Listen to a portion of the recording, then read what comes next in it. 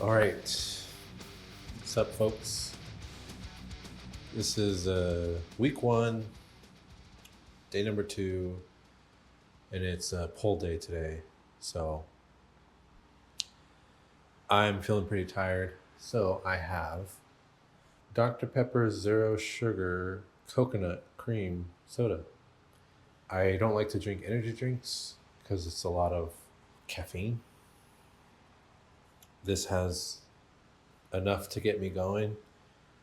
It's also small because the energy drinks are like this tall, and I usually drink a quarter of an energy drink. Again, 200 milligrams of caffeine is a typical caffeine amount in an energy drink, um, and this only has like 41 for the whole can, so I can handle this amount. And this is kind of like a little pre-workout for me because I don't take pre-workout. It's too much caffeine for me as well. So you'll see me sipping on this and sipping on water. So I'm not sure if the fan is getting picked up in the audio, but I have the fan on because it's hot. It's kind of the middle of the day already. Um, since I have this week off, I can kind of work out whenever the heck I want to. Otherwise, typically, I am working out before work in the morning when it is not nearly as hot. So I'm going to be doing a pull session. I start off with biceps because I'm trying to grow my arms. This whole mesocycle is a kind of an arms emphasis, which means that when I do my push and pull, I'm going to prioritize my biceps and my triceps in the sense that for biceps, for me, what's helpful is doing them before I do a pull workout. For push, I always do chest first just because I really have terrible chest genetics and I want to make sure I'm putting a good amount of work into it, but also because since I won't be using nearly as much weight as I would being fresh for triceps, I don't have to worry about elbow pain at all. And basically, doing those chest workouts kind of warm up my elbows, my joints, anyways. So it's just easier and it feels more comfortable for me. And on top of that, I do like some narrow grip chest workouts. So that's just going to use a little bit more triceps, anyways. So, it's kind of a win win.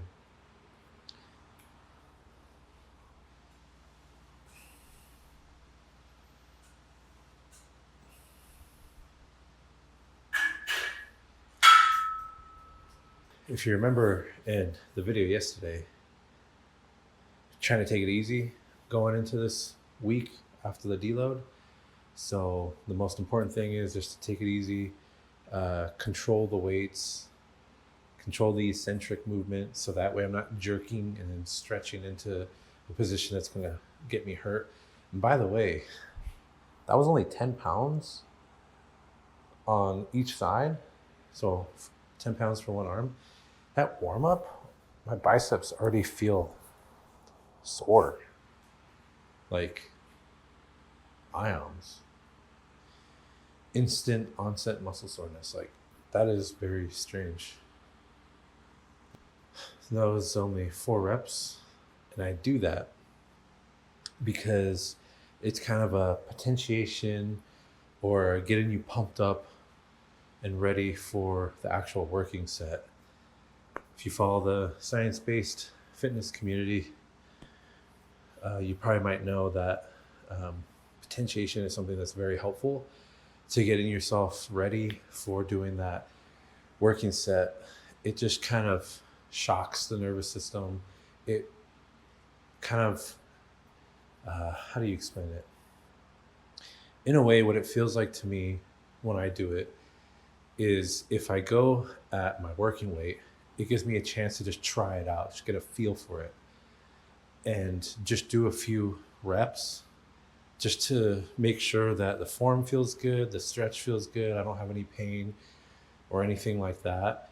And then I could let myself kind of rest and then jump with the same weight, but into the working set. And I feel so much better. For example, if you work out and you don't really warm up before, especially warming up of the exercise that you're going to do, you might find that when you're in your first and second and maybe even third set into the workout, you kind of feel achy, you feel shaky, unstable, just not as great. You feel even, I would say, weak because you're jumping into your working set. That's what potentiation kind of prevents from happening, at least for me personally. So, something that I've been doing for quite a while, and I don't think I'm going to stop because it's also helped prevent pain from occurring during all my working sets of everything that I do. If I have pain, it's because I'm probably pushing too hard or I did something wrong.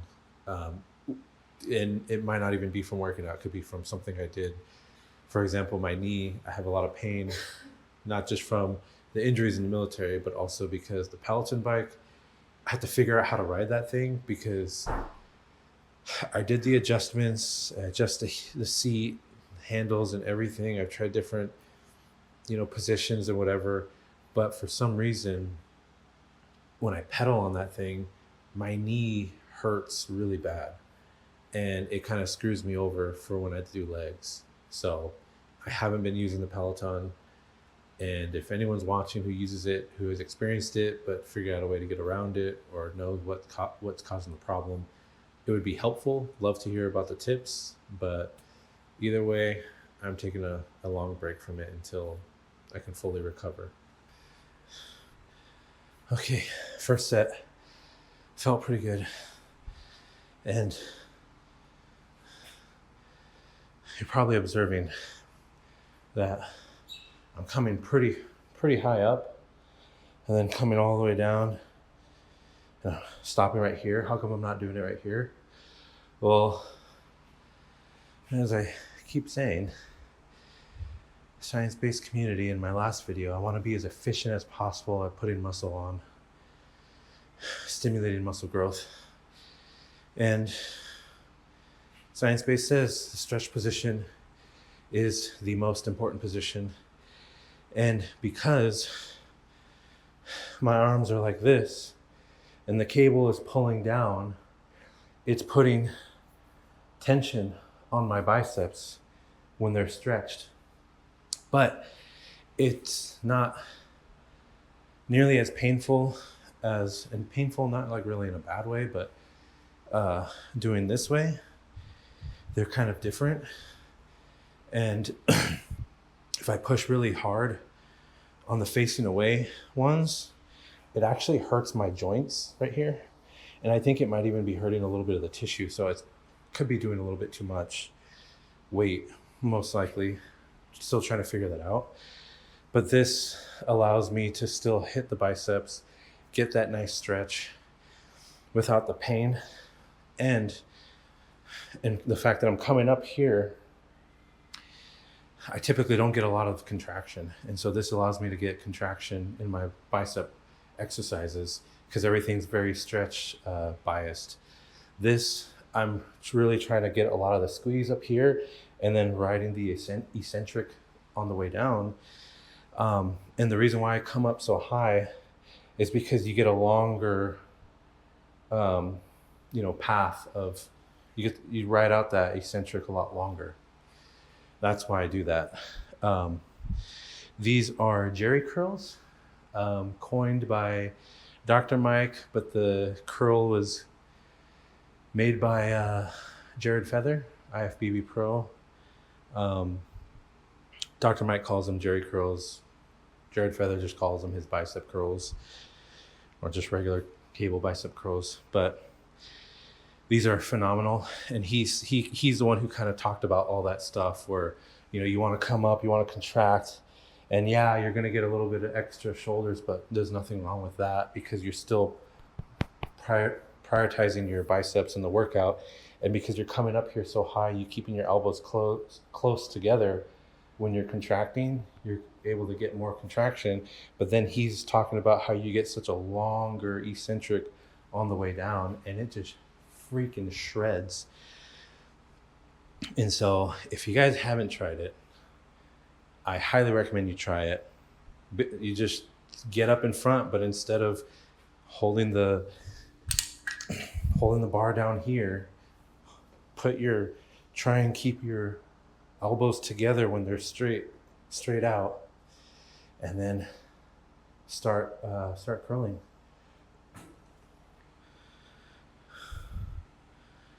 All right, because this one doesn't hurt, but it doesn't put a lot of that deep stretch. I think what it is, like almost hyperextending, because the weight, the force of my hand being pulled far back, I think I'm kind of slightly hyperextending.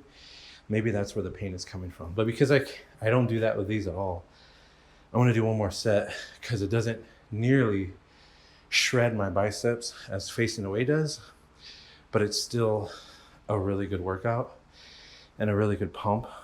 So I'm going to do one more of these because it feels great, and I feel great right now doing them. So we'll do that after I get some water.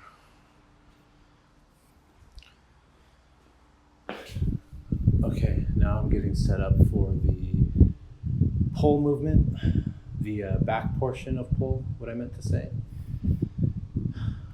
Just gotta set it up and we'll get started. Okay, so I put these here. These are the power blocks. Review coming soon. As a footrest, I don't use this because it's too close to the machine, so you can't get a deep enough stretch. And I don't know what the counter is now, but like I said, I'm trying to maximize efficiency, right? So I get more of that stretch if I'm further away, letting it go all the way forward. So I'm warming up, and I'm going to continue doing some more warm-up sets. And I guess the animals want to work out too. Time to strap up. The weight's starting to get heavy. So I want to make sure that I am really focusing on targeting my back. So I don't want to get tired because of my grip. And these are VersaGrips. These things are amazing. So if you don't know what they are, or if you don't have them, highly recommend you check these out and use them for your pull days. Definite game changer, I'll tell you that. Potentiation, my last warm up, but it felt really good. Kind of felt a little light. And I realized that I need to focus on my form a little better for back. So I think I've been going too heavy. So now I'm kind of going back down on the weight and just focusing more on really controlling, building that strong mind-muscle connection. Because I feel like I've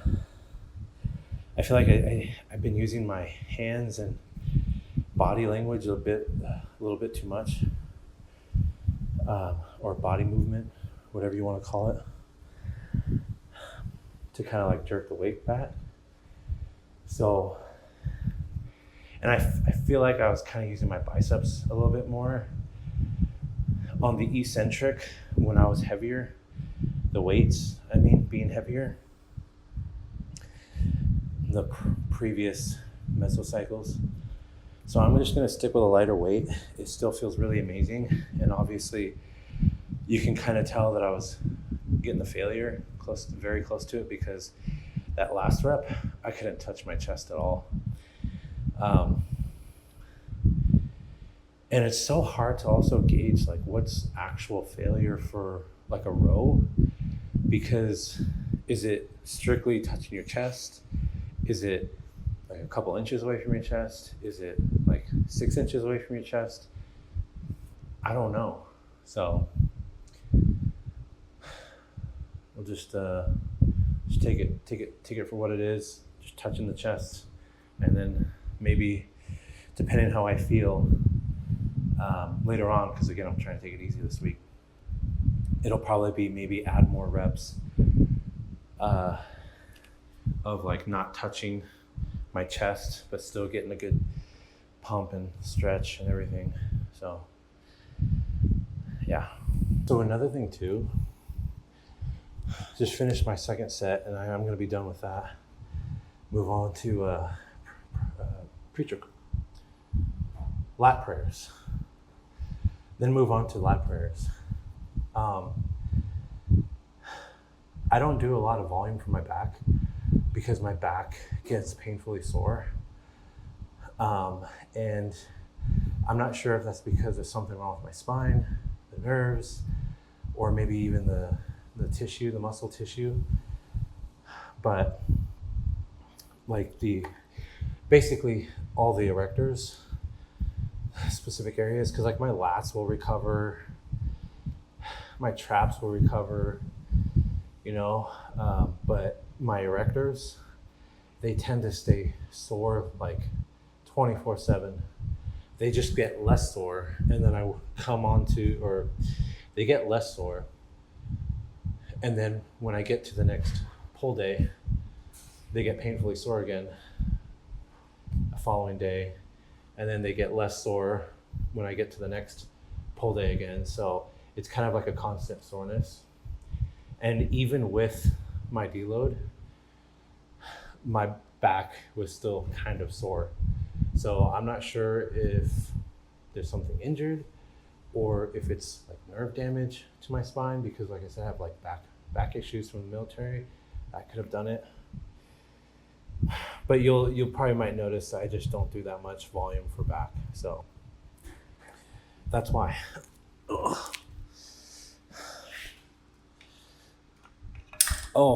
And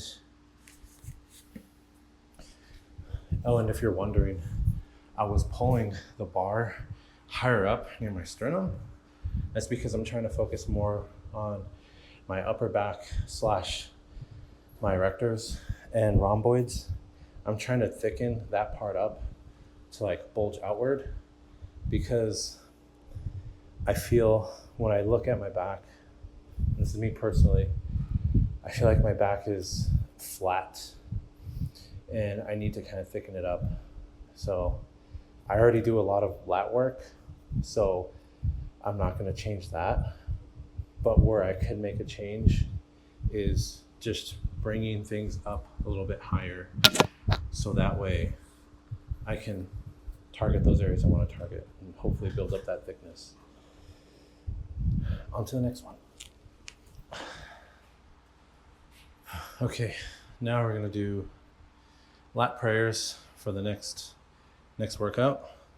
I'm going to keep my wraps on, my straps, because it feels to me comfortable gripping the bar with this than with only my hands.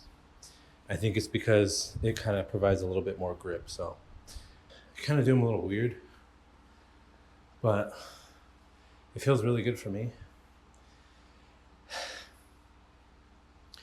So I kind of had this thought. I was going to physical therapy for my shoulder, and one of the workouts or exercises that the therapist would have me do would be, I'm laying down on my back, and he gave me this broomstick that had some weight on the ends of it, very lightweight, and he'd have me hold it up, and I had to bring it all the way back as far as I could, and then he wanted me to bring it back in front of me. I noticed that my lats were getting a bit of a pump. And usually when you do lat prayers, you're just kind of like this. You see people just doing this. And I noticed I wouldn't really get much of a pump or a stretch. And it didn't matter how much weight I did or how light I did or how many reps I did. It just didn't feel good. So I was kind of thinking that, well, what if you kind of try and emulate that standing up, but with lat prayers, because lat prayers is supposed to hit your lats. So, okay, what if I go lower and then just stretch like that? And I feel it. I feel it really good. And then after that, I came across one of Dr. Mike Israetel's workout videos, And I saw him doing it that way, and I was like, see what I'm saying? Something's clicking. Something is clicking. Anyways, yeah, so if I look goofy or whatever, who cares? You shouldn't knock it till you try it. So if you want something a little different for lats, give it a try. You know, just come down pretty low and just let it stretch all the way out and then just pull it back. It's worth a shot to try. One of my favorite ones is face pulls. So that's what's next. So I have my face pull selection pretty low, or the pulling angle really low. And that's because for me, I get to target more of my traps while still targeting my rear delts. So it's kind of a win-win situation for me, because I definitely need to work on my rear delts, but I definitely need to work on my traps. And so why not work on both together? So I feel it more lower than I would straight in front of me or above me. So that's why I do it that way. I think some of these workouts, the reps, I think I'm probably maybe like 4 RAR, because I'm a little paranoid about going too hard and being painfully sore. I don't want to be out of the gym because I went too hard, and I'm doing a push-pull leg split, which means I work out 6 days a week. So that means that in about 4 days, I'm going to be doing pull again. So I don't want to be overly painfully sore where I can't even work out. This is my first week back, so I have to take it easy. But it still felt really, really good.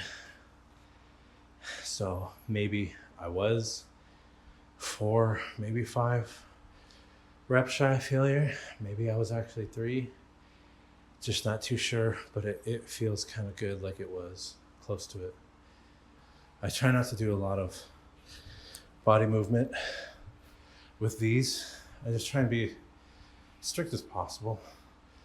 Obviously, a little bit of body movement is fine. But I just don't want to get in the habit of using too much. You know, you see a lot of people at the gym and they're like, you know, doing that kind of movement, you know, where they're pulling themselves to it rather than actually pulling the weight to them. And I mean, that's not really going to do much. And I think people mostly do that because the weight is so heavy because they're lifting with their egos. So